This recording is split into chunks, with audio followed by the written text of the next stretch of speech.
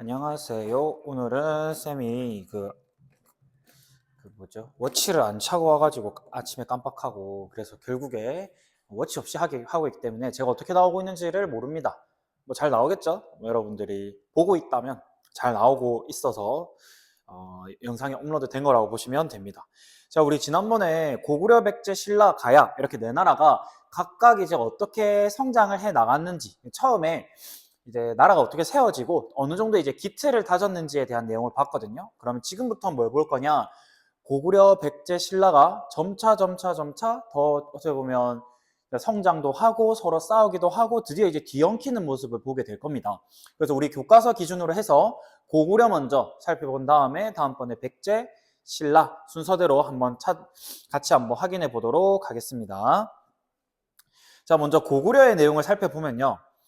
고구려는 지난번에 이제 고국천왕이 진대법을 시행했던 내용까지 봤었는데 이후에도 고구려는 이제 안정된 왕권을 점차 확립해 나가면서 원래 각 지역의 부족의 장처럼 있었던 군장들을 중앙의 귀족으로 편입을 합니다. 이것의 의미는 이제 왕 밑에 귀족들이 있음으로써 모두가 이제 왕과 뭔가 맞먹으려고 하는 존재들이 아니라 왕 밑에 확실히 서열 정리가 이제 되었다라고 봐주시면 됩니다. 그러면서 중앙에는 왕 바로 아래에서 이제 수상의 역할, 왕 바로 아래에서 정치를 담당하는 대대로라는 관직도 있었다. 그래서 관리는 10개 등급으로 나뉘어 가지고 존재했다고 하고요. 그 뒤에 즉위했던 사람이 4세기 초에 미천왕이라는 사람이 있습니다. 이 미천왕 때는 낙랑군을 멸망시켜요. 이 낙랑군 언제 등장했던 낙랑군이냐? 옛날 옛적에 고조선이 멸망하고 한나라가 세워졌던 낙랑군이 고조선이 멸망한 지가 400년이 지났는데도 아직까지 한반도 내에 남아 있었던 거야. 그때 미천왕이 이 낙랑군을 멸망시키게 되면서 이제는 완전히 한사군 세력, 한나라가 설치한 군현 세력들이 사라지게 되었고 고구려의 세력도 확대가 되었습니다. 근데 고구려가 위기를 맞아요. 왜 위기를 맞이하느냐? 4세기 중반 때 고국 원왕이라는 분이 즉위를 하시는데 이분 때 양 사이드로 맞습니다. 북쪽으로는 선비족이 세운 전현, 여기가 이제 모용씨가 이끄는 나라거든요. 이 전현의 침입을 받아서 수도가 함락당하고 왕의 어머니, 왕의 부인이 잡혀가는 수모를 당합니다. 거기다가 당시 백제가 최전성기를 맞이하거든요. 이때 이제 근초고왕이라고 하는 백제의 최전성기 시절 왕을 잘못 만나서 평양성을 공격받고 왕이 전사하는, 고구원왕이 싸우다가 전사하는 사태까지 벌어지게 되면서 고구려는 국가적인 위기를 맞이하게 됩니다. 그러면 고구려가 이렇게 두들겨 맞고 있을 때 어떤 나라가 과연 전성기를 맞이하고 있었냐? 바로 백제의 상황을 보도록 하겠습니다. 좀 왔다리 갔다리 하니까 여러분들 이제 헤매시면 안 됩니다. 이거는 이제 교과서를 보고 보기보다는 쌤의 설명을 이제 중심으로 따라가시면 전체적인 그림을 좀 알 수 있을 겁니다. 자, 이때 백제는 4세기 중반이었습니다. 이 4세기 중반 근초고왕이라는 왕이 즉위를 했을 때 백제는 대외 활동을 활발하게 벌여요. 그러면서 남쪽으로는 아직까지 백제 남쪽으로 해서 마한 세력들이 여전히 남아 있었어. 그 마한 세력들을 남쪽에 마한 세력들을 정복하는 데 성공을 했고요. 그러면서 이제 백제가 원래는 출발은 지금의 서울에 있는 이 한강쯤에서 출발을 했다면 마한 세력들을 모두 정리를 하게 되면서 남해안까지 백제가 영토를 넓히게 되었다라고 봐주시면 되고, 여기까지 왔으니까 옆에 있는 이제 가야까지도 백제의 영향력을 확대해 나갔다라고 보시면 됩니다. 그리고 남쪽으로는 이렇게 갔으면 북쪽으로도 가야지. 금방 봤던 그 상황입니다. 북쪽으로는 고구려를 공격해서 고국 원왕을 죽이고 황해도 일부, 황해도라고 하면 우리나라에서 올라가서 이제 북한 쪽 있죠. 우리나라랑 북한이 맞닿는 곳 중에서 북한 쪽에 있는 지역이 황해도인데 그 황해도 일부 지역까지 영토를 확대하는 모습을 보입니다. 즉, 이 근초고왕 시기가 백제의 최고 전성기 시기라고 보면 돼요. 그래서 백제의 전성기 왕은 근초고왕이고 시기로 따지자면 4세기 300년대가 되겠습니다. 이때 근초고왕은 확대된 영토와 해상교통로를 바탕으로 해서 중국에 있는 동진이라는 나라와 국교를 맺었고요. 일본 외와도 교류를 하는 모습을 보였습니다. 백제는 이렇게 중국 외 이런 나라들과 교류를 해 나가면서 북쪽에 있는 고구려를 계속해서 견제하려는 모습을 보였다. 자, 그러면 이렇게 백제가 두들겨 맞았죠. 백제가 고구려를 두들겨 팼죠. 그럼 고구려가 가만히 있을 수 없잖아. 그렇기 때문에 고구려는 다시금 자신들의 세력을 확대시키려는 모습을 보이게 됩니다. 그때 등장했던 사람이 누구냐면 바로 고구려의 소수림왕이라는 분입니다. 이 소수림왕은 이제 아버지인 고국 원왕께서 죽임을 당하고 이제 위기를 맞이했잖아요. 그래서 안 되겠다. 일단 나라를 먼저 정비를 하고 다시금 밖으로 나가야겠다라는 생각을 하게 됩니다. 그러면서 위기를 극복하고 사회를 안정시키기 위해 국가체제를 정비했다라는 내용 나오죠. 그러면서 했던 게 시리즈가 3개가 있습니다. 첫 번째 뭐냐? 불교를 받아들입니다. 당시 중국에 있었던 전진이라는 나라로부터 불교를 받아들임으로써 백성들로 하여금 하나의 믿음으로 통일시키려는 모습을 보인 거예요. 그 다음으로 두 번째로 한 게 뭐냐? 태학이라는 교육기관을 세웁니다. 쉽게 생각하면 그냥 뭐 대학교 같은 건데 여기서 뭐 많은 학문들도 배우고 적당히 이제 무예나 신체적인 것도 배우는 그런 공간이 태학이라고 보시면 돼요. 마지막으로는 율령을 반포합니다. 율령은 말이 어렵지만 쉽게 생각하면 그냥 법이에요. 율이 보통 이제 형법을 의미하고 령이 행정법을 의미하거든요. 그러니까 이 범죄를 저지르는 사람을 다스리는 법, 그리고 나라를 운영하는 데 필요한 법 체제를 만듦으로써 나라의 기틀을 다졌다라고 보시면 되는 거죠. 이러한 노력 덕분에 고구려는 다시금 왕을 중심으로 해서 나라가 또 발전을 해나가고 중앙집권 체제를 강화해 나가는 모습을 보이게 됩니다. 그래서 여러분들이 소수림 왕이 했던 3가지 시리즈를 꼭 기억해 주셔야 됩니다. 이런 소수림 왕의 노력 덕분에 어떤 사람이 이제 등장을 할 수 있었냐면 바로 광개토대왕입니다. 소수림 왕은 광개토대왕의 삼촌이에요. 소수림 왕의 동생인 고국 양왕이 이후에 즉위를 했다가 그 다음에 고국 양왕의 아들이었던 광개토대왕이 즉위를 하게 되는데, 이 광개토대왕은 자신의 삼촌이었던 소수림 왕이 다져놓은 이 나라의 기틀을 바탕으로 해서 바깥으로 이제 뻗어나가기 시작합니다. 이제 내실을 다 다졌으니까 밖으로 나가기 시작한 거야. 그러면서 드디어 대규모 정복 활동을 펼치죠. 그래서 우리 막 만주벌판 달려라 광개토대왕 하잖아요. 일단 사실 광개토대왕이 먼저 위로 간 건 아닙니다. 만주로 간 게 아니라 어디로 먼저 가느냐? 할아버지 고국 원왕의 복수를 해야 될 거 아니야. 먼저 백제를 공격해가지고 한강 이북 지역을 차지를 합니다. 이게 이제 복수했으니까 이제 어디로 가냐? 신라를 또 도와주러 가요. 신라가 당시에 왜 일본의 공격을 받거든요. 그때 이제 신라의 내무랑이 저 고구려 도와주세요 했을 때 고구려의 광개토대왕이 신라에 오만이라고 하는 군사를 보내가지고 그 왜를 물리칩니다. 근데 그때 왜랑 같이 누가 편을 먹었었냐면 가야, 특히 금관가야 세력이 안 되겠다. 이 기회를 이용해가지고 신라를 같이 한번 조져봐야겠다라고 하면서 가세를 했었는데 광개토대왕이라는 이 체급이 너무 큰 자연재해가 내려오게 된 거잖아요. 그래서 당시에 이 가야까지도 영향력을 이제 고구려가 행사를 하는 모습까지도 보이게 됩니다. 신라에 대한 영향력을 확대하면서 가야까지 같이 손을 봐주면서 이 때문에 금관가야가 힘이 쭉 빠집니다. 원래 초기 가야를 이끌었던 금관가야가 힘이 빠지고 대가야라는 곳으로 그 가야의 중심부가 이동해 나가는 그러한 모습까지 보이게 됩니다. 자, 밑에 어느 정도 손을 다 봐줬다. 그러니까 어디로 가느냐?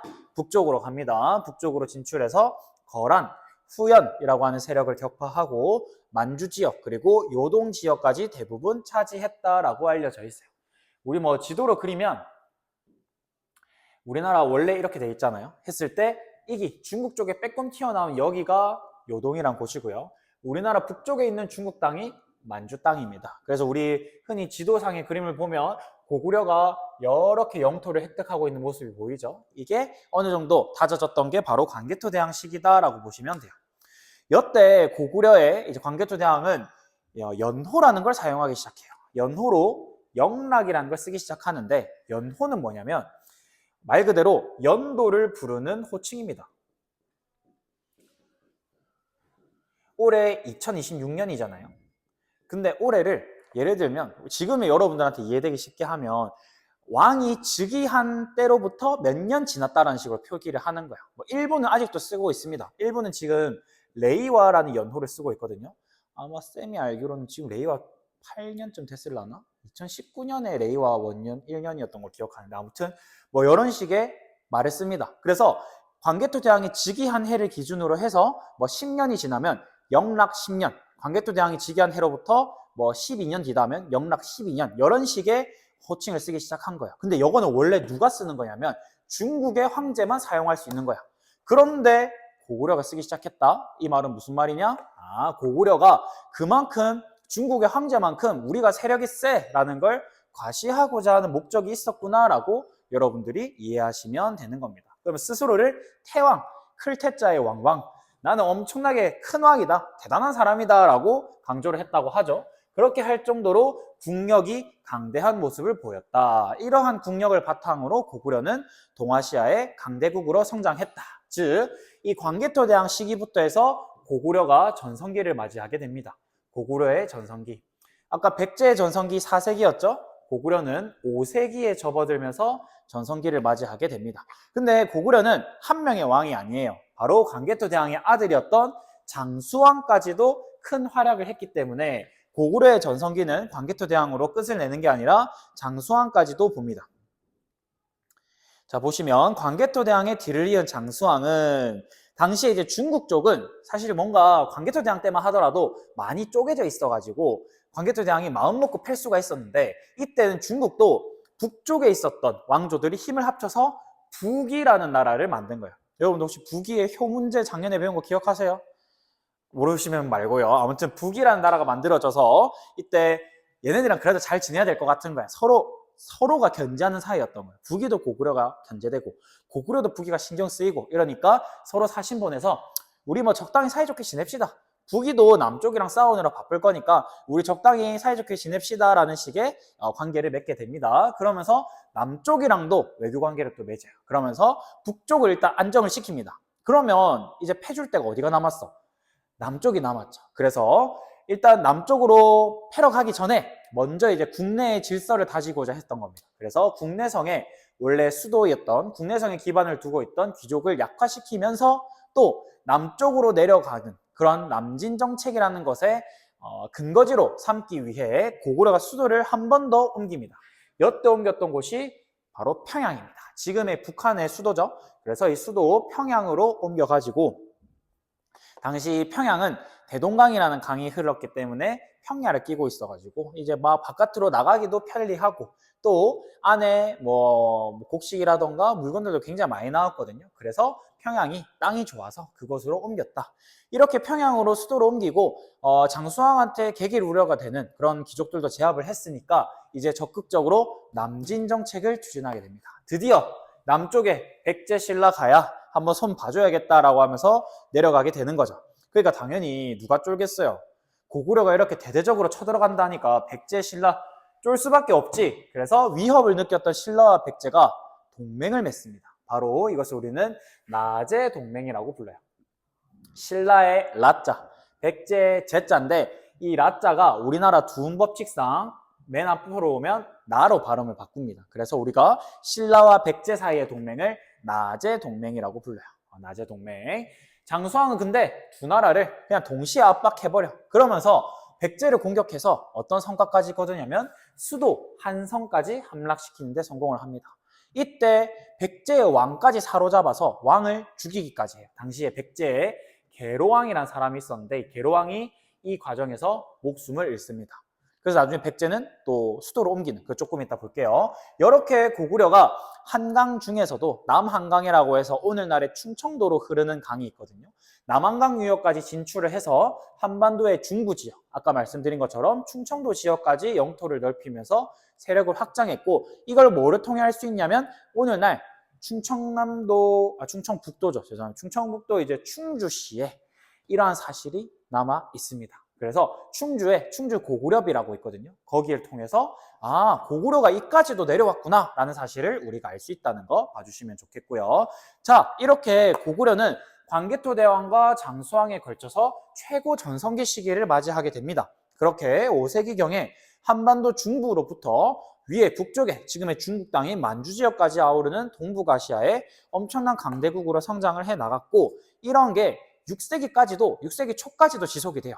그래서 당시 고구려 사람들은 당연히 스스로가 자랑스러울 거 아니야. 이러한 넓어진 영토, 그 다음에 강한 국력에 힘입어서 스스로를 뭐라고 생각했냐면 천하의 중심이다라고 생각했습니다.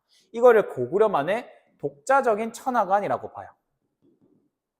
이게 의미를 가진 이유가 뭐냐면 이 당시만 하더라도 중국이 워낙 거의 이레귤러야. 그러니까 그 규격 외로 힘이 센 체급이었기 때문에 함부로 우리만의 천하관, 우리가 세계 중심이다라는 말을 하기가 어려웠는데 고구려는 그만큼 좀 힘을 겨룰 정도로 강했기 때문에 스스로를 천하의 중심이라고 할 정도로 독자적인 천하관을 형성할 정도로 당시 고구려의 힘이 강성했다라고 봐주시면 되겠습니다. 그래서 여기 고구려가 세웠던 비서, 뭐 장수왕이 세운 광개토대왕 릉비라거나 아니면 충주 고구려비 내용을 통해서도 이런 거 살펴볼 수 있으니까 학습지에도 넣어 놓을 테니까 확인해 주시고요.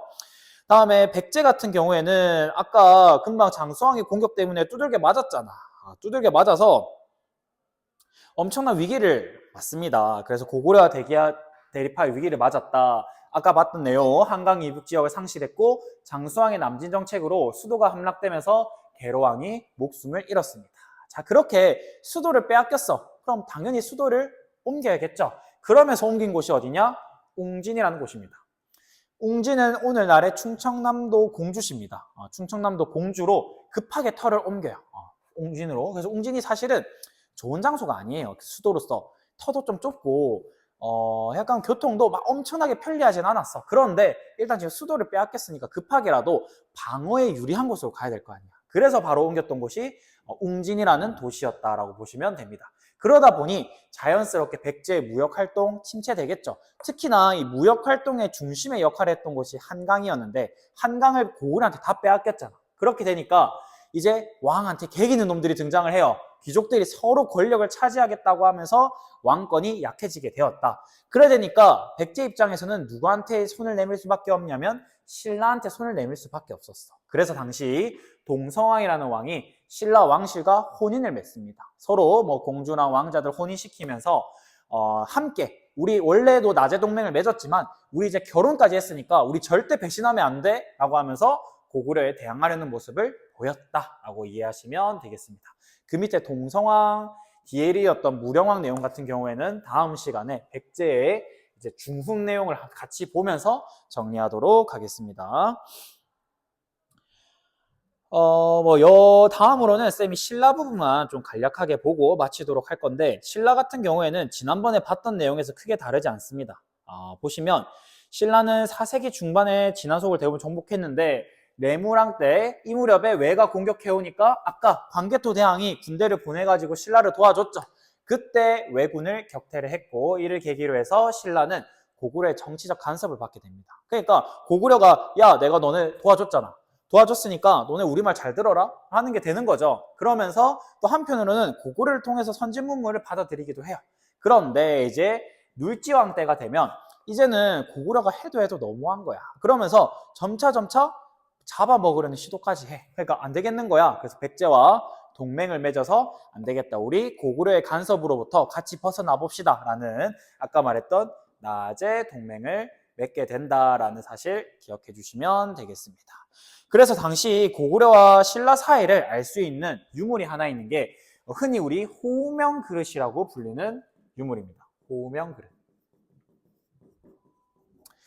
여기에 이제 신라에서 사실 발견된 거거든요. 경주 지역에서 발견된 건데 경주에서 발견됐으면 신라 내용이 적혀 있어야 되는데 내용에 뭐 국강상 광개토 지호 태왕이라고 해서 광개토 대왕의 그 말이 들어가 있습니다. 글자가. 그러니까 당시에 아마도 고구려에 뭐 무슨 일로 갔던 사람이 이거를 기념품으로 가지고 와가지고 나 고구려랑 뭐 이런 사이야 라는 일종의 위세품, 흔히 우리 가오 잡는다고 하죠. 그런 용도로 사용하다가 나중에 살짝 고구려랑 사이가 안 좋아지잖아요. 그렇게 되니까 살짝 숨겨가지고 묻어뒀던 게 아닐까라고 추측을 하고 있습니다. 아무튼 이런 게 나왔다는 것만으로도 당시 고구려와 신라가 꽤 이제 긴밀한 관계를 맺고 있었구나. 신라가 그만큼 고구려의 간섭을 받고 있었구나 정도 생각해 주시면 되겠습니다. 자, 그러면 이번 파트는 우리가 백제의 전성기였던 근초고왕부터 해서 고구려의 전성기, 광개토 대왕과 장수왕 내용 살펴봤습니다. 다음 시간에 누구의 전성기가 남았을까요, 이제? 신라가 남았겠죠. 그래서 다음번에는 신라 전성기로 넘어가가지고 삼국이 또 그때는 어떻게 구도를 형성하게 되는지 보도록 하겠습니다. 여기까지 끝낼게요.